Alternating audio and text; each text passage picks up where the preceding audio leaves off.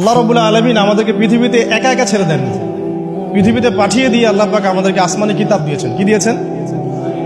প্রত্যেক যুগে যুগে আসমানি কিতাব এসেছে, তাওরাত, জাবুর, ইনজিল, কোরআন এসেছে। আগেকার আসমানি কিতাবগুলো কি এখন চলবে না চলবে না?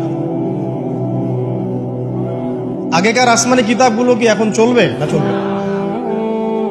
যখন থেকে নবী মুহাম্মদ সাল্লাল্লাহু আলাইহি ওয়াসাল্লাম নবী হয়েছেন এবং তার উপরে কোরআন নাজিল হয়েছে, এখান থেকে নিয়ে কিয়ামত পর্যন্ত অন্য কোনো আসমানি কিতাব কেউ মানলে কি চলবে না চলবে না? এ বিষয়ে নবী সাল্লাল্লাহু আলাইহি ওয়াসাল্লামের একটা হাদিস বলি, তারপর সামনে যাই। একদিন নবী সাল্লাল্লাহু আলাইহি ওয়াসাল্লামের সামনে উমর রাদিয়াল্লাহু আনহু বসে আছেন। কে বসে আছেন? উমর রাদিয়াল্লাহু আনহু নাম তো জানেন, ইসলামের দ্বিতীয় খলিফা। নবীজিকে বলছেন যে তাওরাতে কিছু সুন্দর কথা আছে ইয়া রাসূলুল্লাহ। এই কথা বা এই স্টেটমেন্ট শোনার সাথে সাথে নবী সাল্লাল্লাহু আলাইহি ওয়াসাল্লামের চোখ মুখ রাগে লাল হয়ে গেল। হাদিসটা মিশকাতে আছে। রাগে লাল হয়ে নবী সাল্লাল্লাহু আলাইহি ওয়াসাল্লাম বলছেন যে ইয়া ওমর, হে ওমর, তুমি আমার সামনে তাওরাত পড়ছো?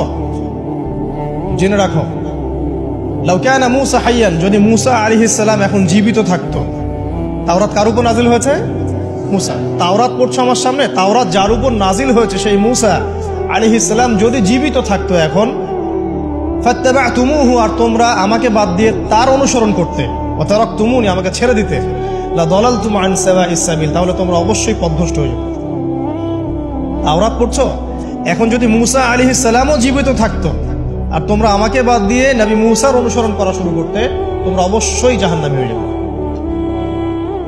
লাউ কানা মূসা হাইয়ান, যদি মূসাও জীবিত থাকতো এখন, আবার যদি জীবিত করা হয় আলাইহিস সালাম, লাত্তাবা'নি, অবশ্যই তাকে আমার অনুসরণ করতে হবে। এটা কি বুঝতে পারছেন? এই কারণে শেষ জামানা যখন ঈসা ইবনে মারইয়াম আসবেন, তিনি নতুন কোনো শরীয়ত নিয়ে আসবেন না। কি নিয়ে আসবেন? তিনি মুহাম্মদ সাল্লাল্লাহু আলাইহি ওয়াসাল্লামের অনুকরণ রূপেই পৃথিবীতে আসবেন ইনশাআল্লাহ। তো আল্লাহ পাক আমাদেরকে দিয়েছেন আল কোরআন, এবং কোরআন এর ব্যাখ্যা হচ্ছে হাদিস। নবী সাল্লাল্লাহু আলাইহি ওয়াসাল্লাম বিদায় হজের ভাষণে বলেছেন, এই হাদিসটা খুব ভালো করে মনে রাখবেন। তিনি বলেছেন যে তারাকতু ফিকুম আমরাইন, আমি তোমাদের মাঝে মাত্র দুটা বস্তু ছেড়ে যাচ্ছি। কয়টা বস্তু? দুটা বস্তু। লান তাদিল্লু মা তামাসসাকতুম বিহিমা, তোমরা কোশ্চিন কালেও পথভ্রষ্ট হবে না যতদিন পর্যন্ত এই দুটাকে আঁকড়ে ধরে থাকবে। ঠিক আছে? তোমরা কোশ্চিন কালেও পথভ্রষ্ট হবে না যতদিন পর্যন্ত এই দুটাকে তোমরা শক্ত করে আঁকড়ে ধরে থাকবে। অন্য হাদিসে আছে দাঁতের মারি দিয়ে কামড়ে থাকবে। আপনি সামনের দাঁত দিয়ে কিছু কামড়াতে গেলে কিন্তু টান দিলে ছিঁড়ে যাবে না? দাঁতের মারি দিয়ে যদি শক্ত করে ধরেন, এত সহজে কিন্তু টান দিলে ছিঁড়বে না। এই জন্য নবী বলছেন সাল্লাল্লাহু আলাইহি ওয়াসাল্লাম, দাঁতের মারি দিয়ে কামড়ে ধরে থাকবে কোরআন এবং সুন্নাহ। সেই দুটো বস্তু কি? নবী সাল্লাল্লাহু আলাইহি ওয়াসাল্লাম বলছেন, একটা হচ্ছে কিতাব আল্লাহ, আল্লাহ পাকের কিতাব, মানে কি? আল কোরআন, ওয়া সুন্নতি নবীহি, মানে নবীর সুন্নাত, অর্থাৎ হাদিসগুলো। কোরআন এবং সুন্নাহ মিলে ইসলাম। এই ইসলামটাই হচ্ছে আল্লাহ রাব্বুল আলামিনের মনোনীত সর্বশেষ দিন, সর্বশেষ টেস্টামেন্ট। মানে আদম আলাইহিস সালামও তো মুসলিম ছিলেন, নূহ আলাইহিস সালামও মুসলিম ছিলেন, ঈসা আলাইহিস সালাম, মূসা আলাইহিস সালাম, ইব্রাহিম আলাইহিস সালাম, এই যে লক্ষ লক্ষ নবী রাসূল, তারা মুসলিম ছিলেন না? সবাই মুসলিম ছিলেন, কিন্তু সর্বশেষ যে বিধিবিধানগুলো আল্লাহর পক্ষ থেকে এসেছে সেটা কি? কোরআন এবং সুন্নাহ এবং ইসলামের এই নতুন রূপটা, সর্বস্বীকৃত সর্বনতুন যে রূপটা, এটা কিয়ামত পর্যন্ত থাকবে ইনশাআল্লাহ। তো ইসলাম চির প্রাচীন এবং চির নতুন, চির আধুনিক। আমরা কি বুঝাতে পারছি? এখন এই ইসলামটা কি পরিবর্তনযোগ্য? উত্তর না। আল্লাহ পাক সূরা মাইদার 3 নম্বর আয়াতে বলছেন, আল ইয়াউমা আকমালতু লাকুম দীনাকুম ওয়া আতমামতু আলাইকুম নি'মাতি ওয়া রাদিতু লাকুমুল ইসলাম দীনা। আল্লাহ পাক বলছেন, আজকে আমি তোমাদের উপরে দ্বীন ইসলামকে পরিপূর্ণ করে দিলাম। পরিপূর্ণ করে দেওয়ার অর্থ হচ্ছে এখানে সংযোজন বিয়োজনের কোনো সুযোগ নাই। কেউ যদি বলে 5 ওয়াক্ত নামাজের জায়গায় 6 ওয়াক্ত বানাই দিব আমরা, ঠিক আছে? সুযোগ আছে? সুযোগ নাই। যাকাতের বিধানটা খুব কঠিন মনে হয়, যাকাতের নিসাবটা একটু কমাই দিব, পারবে? ইসলামের চুল পরিমাণ কিছু ঢোকানোর বের করার কোনো সুযোগ নাই। কেন নাই? কারণ আল্লাহ পাক এই দিনটাকে পরিপূর্ণ করে দিয়েছে। আল ইয়াউমা আকমালতু লাকুম দীনাকুম, দিনটাকে কামেল করেছে। কামেল মানে, কামেল পাস মানে কি? সার্টিফিকেট পাইছে পরিপূর্ণ, তাই না? সার্টিফিকেট সবকিছু না, জ্ঞান সবকিছু। এবং এই জ্ঞান শুধুমাত্র বই পড়ে অর্জিত হবে এমনও নয়। জ্ঞান আসে কার পক্ষ থেকে?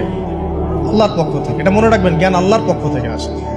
হ্যাঁ, জ্ঞান কখন আসবে? যখন আপনি পরিশ্রম করবেন, আপনার পরিশ্রম আল্লাহ পাক দেখবেন, আপনি ধারাবাহিকভাবে লেগে থাকবেন, আল্লাহর কাছে বেশি বেশি দোয়া করবেন, পাপ ছেড়ে দিবেন, গুনাহ ছেড়ে দিবেন, গুনাহমুক্ত অন্তর নিয়ে আল্লাহর কাছে কান্নাকাটি করবেন, আল্লাহ পাক ইনশাআল্লাহ ইলম দান করবেন ইনশাআল্লাহ। ইমাম শাফি রাহিমাহুল্লাহ বলতেন যে আমি অনেক পড়ি কিন্তু ভুলে যাই।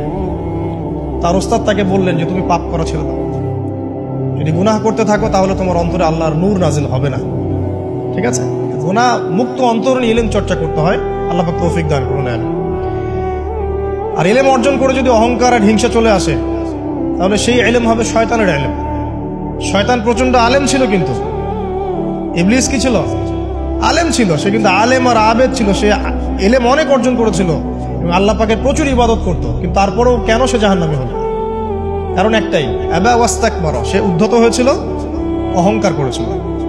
ইসলাম পরিপূর্ণ, এখানে সংযোজন বিয়োজনের কোনো সুযোগ নাই। এখন ইসলাম ছাড়া অন্য কোনো দিন মানলে কি হবে কিনা? আল্লাহ পাক সূরা আলী ইমরানের মধ্যেই বলছেন, ওয়া ইয়াবতাগি গায়রাল ইসলামি দীনান ফালা ইউকবাল মিনহু, কেউ যদি ইসলাম ছাড়া, এই পরিপূর্ণ দিনটা ছাড়া অন্য কোনো জীবন ব্যবস্থা তালাশ করে, তার পক্ষ থেকে কশ্চিন কালেও কোনো আমল কবুল করা হবে না। কার কথা? আল্লাহ। একটা জায়গায় আমি ফোকাস করি যে দিন পালন করতে গিয়ে সবচেয়ে বড় চ্যালেঞ্জটা হচ্ছে, সেটা হচ্ছে আল্লাহকে পাওয়া। কি করা? যে আল্লাহর কাছ থেকে আমরা এসেছি, সেই আল্লাহকে দুনিয়াতে এবং আখিরাতে পাওয়া, এটাই চ্যালেঞ্জ। আল্লাহকে যে ব্যক্তি পেয়েছে সে দুনিয়ার সব পেয়ে গেছে। আল্লাহকে যে পায় নাই সে আসলে কিছুই পায় নাই, ইহকাল পরকালের কিছুই পায় নাই। আমরা আল্লাহকে পাবো কিভাবে? এটা বড় প্রশ্ন না? যে আল্লাহর কাছ থেকে, যে জান্নাত থেকে আমরা পৃথিবীতে চলে আসলাম, সেই জান্নাতে যেতে হলে তো আমাকে আল্লাহকে পেতে হবে। আল্লাহকে পেতে হলে আমার কি কি করণীয়? খুব শর্ট করে আমি কয়েকটা পয়েন্টস আপনাদেরকে শেয়ার করছি। 1 নাম্বার, আল্লাহকে পেতে হলে অবশ্যই তার নবী মুহাম্মদ সাল্লাল্লাহু আলাইহি ওয়াসাল্লামকে অনুসরণ করতে হবে। এছাড়া আল্লাহকে পাওয়ার দ্বিতীয় কোনো পথ নেই। আল্লাহকে পেতে হলে অবশ্যই তার নবী মুহাম্মদ সাল্লাল্লাহু আলাইহি ওয়াসাল্লামের আদর্শগুলো জীবনের প্রতিটা ক্ষেত্রে বাস্তবায়ন করতে হবে। চলাফেরা, ওঠা বসা, খাওয়া দাওয়া, ইস্তেঞ্জা করা, মুআমালাত, ব্যবসা বাণিজ্য, অর্থনীতি, সমাজ, রাষ্ট্র, সব ক্ষেত্রে আপনাকে মুহাম্মদ সাল্লাল্লাহু আলাইহি ওয়াসাল্লামের তরিকা, আদর্শটাকে ফলো করতে হবে। তাহলে আপনি আল্লাহকে পাবেন ইনশাআল্লাহ। যে ব্যক্তি আল্লাহকে পেয়েছে সে দুনিয়াও পেয়েছে, আখিরাতও পেয়েছে। যে আল্লাহকে পায় নাই, দুনিয়াও বরবাদ, আখিরাতও বরবাদ। 1 নাম্বার তাহলে কি কাজ? আল্লাহ পাকের সর্বশেষ নবী মুহাম্মদ সাল্লাল্লাহু আলাইহি ওয়াসাল্লামকে অনুসরণ করা, তার আদর্শ মেনে চলা। 1 নাম্বার। 2 নাম্বার হচ্ছে 5 ওয়াক্ত নামাজ। আল্লাহকে পেতে হলে নামাজ লাগবে। নামাজ নাই, আল্লাহ নাই। ওয়াস্তাঈনু বিস-সাবরি ওয়াস-সালাত, তোমরা সবর এবং সালাতের মধ্য দিয়ে আল্লাহর সাহায্য প্রার্থনা করো। আমরা এই জন্য নামাজে বলি ইয়াকা না'বুদু ওয়া ইয়াকা নাস্তাঈন, আমরা শুধু আপনারই ইবাদত করি এবং আপনার কাছে সাহায্য প্রার্থনা করি। আল্লাহকে পেতে হলে নামাজের কোনো বিকল্প নাই। যে ব্যক্তি নামাজ পড়ে না, আল্লাহর সাথে তার কোনো সম্পর্ক নেই, নো কানেকশন। আপনি যে কোনো কিছু চাচ্ছেন, সেজদায় পড়ে আল্লাহর সামনে আত্মসমর্পণ করেই চাইতে হবে। ওয়াসজুদ ওয়াক্তারিব, আল্লাহ পাক কি বলেছেন? সেজদা করো, নিকটবর্তী হও। ব্যাখ্যা অনেক করা যায়। নামাজ না পড়লে কিন্তু মানুষ কুফরিতে লিপ্ত হয়। যে ব্যক্তি মান তারাকা সালাতান মুতাআম্মিদান ফাকাদ কাফারা, যে ব্যক্তি সালাতকে অস্বীকার করে, ফরজ নামাজকে অস্বীকার করে, সে ব্যক্তি কিন্তু কুফরিতে চলে যায়। ঠিক আছে। তারপরে বাইনা রাজুলি ওয়া বাইনা শিরকি ওয়াল কুফরি তারকুস সালাত, একজন মুমিন বান্দা এবং অমুসলিমদের মধ্যে পার্থক্যই নামাজ। নামাজের বিষয়ে অনেক কথা আমি আগেও বলেছি, আপনারা শুনেছেন, অন্য আলেমদের কাছেও শুনেছেন। এক বাক্যে নামাজ না পড়লে ইসলামের রশিটা কেটে যাবে। মুআয বিন জাবালকে নবী সাল্লাল্লাহু আলাইহি ওয়াসাল্লাম বলেছেন যে যদি মান তারাকা সালাতান মুতাআম্মিদান, কেউ যদি সালাতকে ইচ্ছা করে ছেড়ে দেয়, ফাকাদ বারিয়াত মিন জিম্মাতিল্লাহ, সে ব্যক্তি আল্লাহর জিম্মেদারি থেকে মুক্ত হয়ে যাবে। তার উপর আল্লাহর কোনো জিম্মাদারি নেই, আল্লাহর নিরাপত্তা, জিম্মাদারি থেকে সে মুক্ত। তো 5 ওয়াক্ত নামাজ আল্লাহ পাক আমাদের সবাইকে জামাতের সাথে পড়ার তৌফিক দান করুন। এর পাশাপাশি নফল নামাজ বাড়িয়ে দেওয়ার তৌফিক দান করুন, এবং স্পেশালি তাহাজ্জুদের নামাজ যদি পারেন, 2 রাকাত হলেও নিয়মিত তাহাজ্জুদের নামাজ পড়ার তৌফিক আল্লাহ পাক আমাদেরকে দান করুন। আর নামাজের বাহ্যিকতা নিয়ে এত বেশি ঝগড়ায় যাবেন না। এখন আমরা যত ঝগড়া নামাজের বাহ্যিকতা নিয়ে, হাত বাঁধা, রফুল ইয়াদাইন, আমিন আর পায়ে পা, এগুলো নিয়ে ঝগড়া শেষ আছে? নাই। ইসলামের বিরোধী শক্তিরা হাত ভেঙে ফেলার পায়তারা করে ফেলেছে অলরেডি। হাতই না থাকলে আপনি বাঁধবেন কোথায়? মনে করেন আপনার হাতই নাই, বাঁধবেন কি উপরে না নিচে? এই হাত তো ভেঙে ফেলার পায়তারা করা হয়েছে। এখন আপনি পড়ে আছেন বাঁধার কোন জায়গায় বাঁধবেন সেটা নিয়ে, অথচ পুরো বৈশ্বিক চক্রান্ত মুসলিমদের বিরুদ্ধে, হাতটাই ভেঙে ফেলে দিবে। তুই বাঁধবি কোথায় হাত? তারপর দেখবো। এটা আমরা বুঝতে পারি না। এটা বোঝার জন্য যে জ্ঞান, ইলম, নূর দরকার, তা তো নাই আমাদের মধ্যে। এই জন্য আপোষের ঝগড়া নিয়ে পড়ে আছে। যে ছোটখাটো যে ইখতিলাফি মাসআলাগুলো চলে আসছে দীর্ঘদিন থেকে, এগুলোর কোনো সমাধানে আসতে পারবে না কিন্তু কেউ। পক্ষে বিপক্ষে কথা চলতেই থাকবে কিয়ামত পর্যন্ত, ওইগুলো নিয়ে আমরা ব্যস্ত আছি। তো আমি রিকোয়েস্ট করবো নামাজের আধ্যাত্মিকত্বের দিকে ফোকাস করব।